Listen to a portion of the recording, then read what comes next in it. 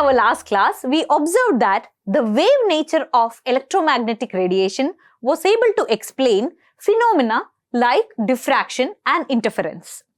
But there are many other phenomena which were not explained by only using the wave nature of the light. Let us start with a small thought experiment. Imagine an iron rod being heated by increasing the temperature. The color of iron will gradually change from dull red to dark shades of red. And further heating results in a yellow to white color. If we increase the temperature a bit more, it will emit blue radiation. Why does this color change occur? And why didn't the color remain the same when we heated the iron rod? Because according to the wave nature of light, it will emit energy corresponding to the intensity of radiation. Then, the emitted light should have the same color throughout, right? There are many such phenomena which were not explained properly using the wave theory of light. We will explain some of those phenomena and the underlying reasons in this class. Some of the observations which were not explained by using wave theory are: number 1, the nature of emission of radiation from hot bodies. Number 2, photoelectric effect. Number 3, variation of heat capacity of solids as a fluctuation of temperature. And number 4, the line spectra of atoms. First of all, let us take the case of emission of radiation from hot bodies. Hot bodies emit electromagnetic radiation over a wide range of wavelengths. At high temperatures, most of the emitted radiation is in the visible region, and as the temperature is raised, radiation of shorter wavelengths are emitted. As we discussed before, let us take the case of heating of iron rod. When an iron rod is heated, it changes progressively from dull red color to gradually darker shades of red and then yellow. When heated further, this changes to white and eventually blue radiation. This shows that different radiation is more intense at different temperatures. According to the wave theory of light, the energy of a wave is proportional to the intensity of a wave and not the frequency or wavelength of light. As per this theory, the color of a hot body should remain the same even after heating. But the results observed show that the color changes and it is different as the temperature changes.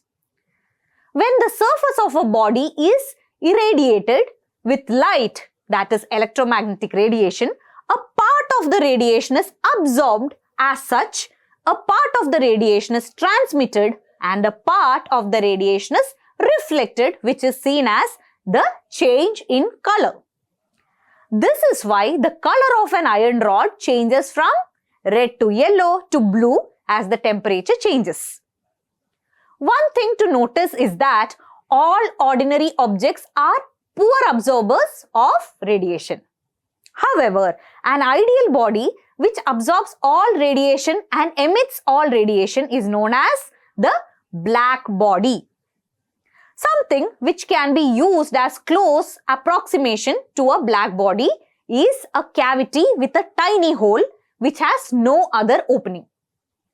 Any ray entering the hole will be reflected by the cavity walls and will be eventually absorbed by the walls.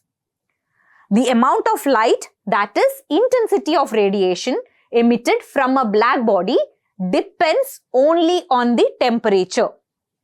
If you plot intensity versus wavelength for heated body at two different temperatures, you will obtain a graph as shown here.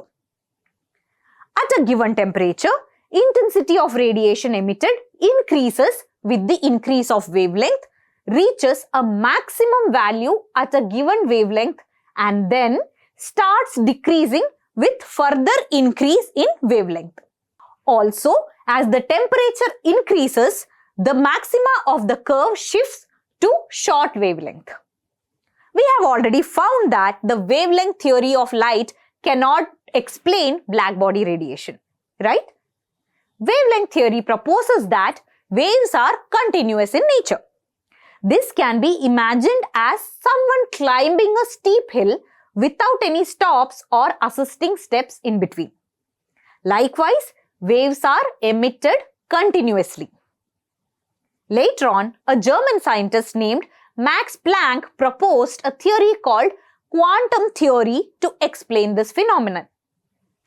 According to this theory, atoms and molecules emit or absorb energy only in discrete quantities and not in a continuous manner. The smallest quantity of energy that can be emitted or absorbed in the form of electromagnetic radiation is called quantum. With this theory, Planck was able to explain the distribution of intensity in the radiation from blackbody as a function of frequency or wavelength at different temperatures. As per this theory, energy of a quantum or a packet of radiation is directly proportional to its frequency. The constant of proportionality is called the Planck's constant, which has a value of 6.626 into 10 to the power minus 34 joules per second.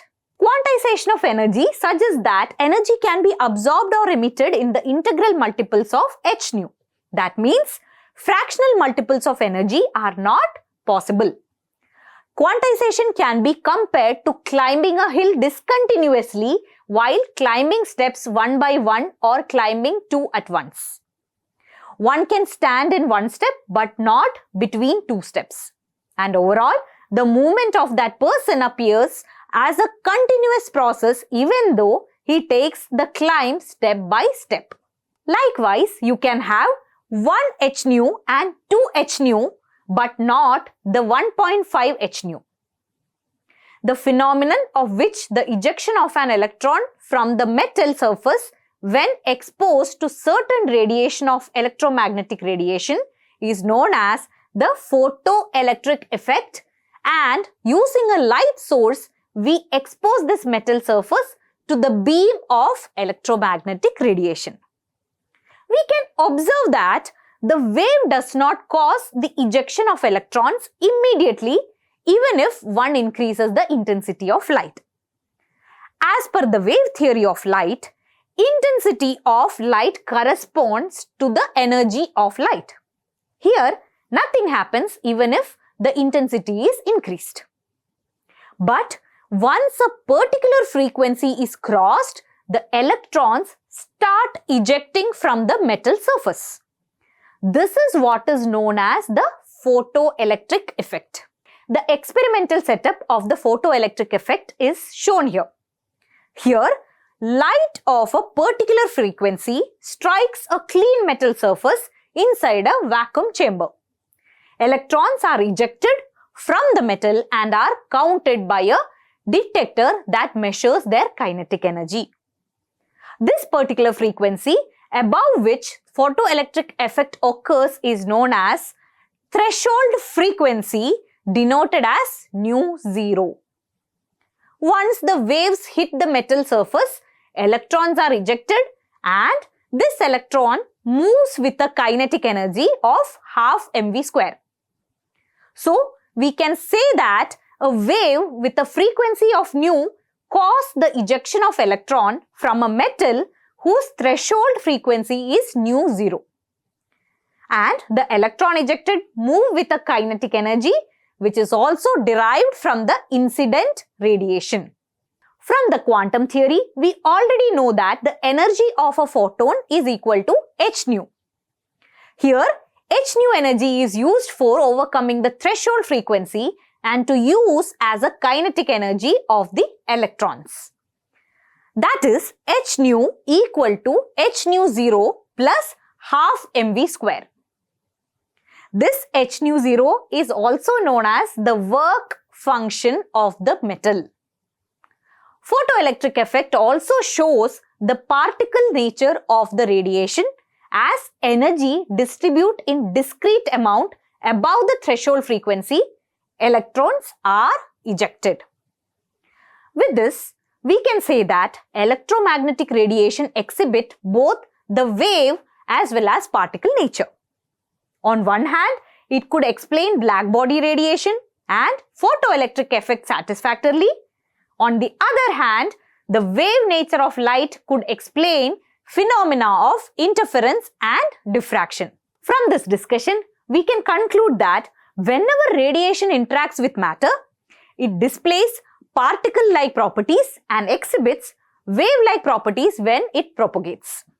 Now that we have found the examples or cases where electromagnetic radiation showing both the wave as well as the particle nature of light, we will look into some problems which will further show how these concepts are used to calculate the energy of an electromagnetic radiation and the calculation on photoelectric effect.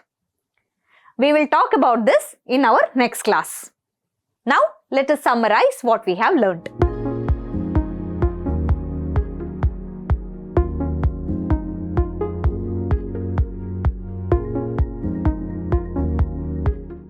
Manorama Horizon. Learning made simple.